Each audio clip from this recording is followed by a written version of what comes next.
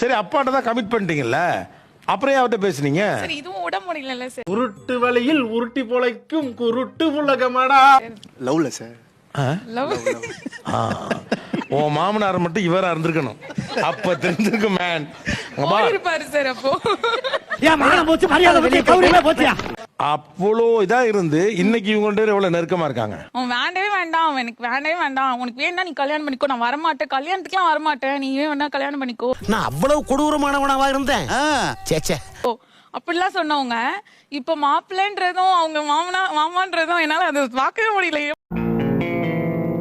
ஏய், என்னைய வச்சு ஒன்னும் காமெடி கிமெடி பண்ணலையே. எப்படி நீங்க இப்படி இருக்கீங்க அப்படின்ற மாதிரி இருக்கு. எப்படி மாப்பிள்ளைகிட்ட அவ்வளவு ஒட்டிட்டீங்க? என்ன பண்றது, நம்ம மாப்பிள்ளை நல்லா பாத்துக்கிட்டோம். என்ன பண்றது, கட்டி கொடுத்தாச்சு. நான் செவனே தானா போய்க்கிருந்தேன். யாரு வம்பு தும்புக்காச்சும் போன மாமா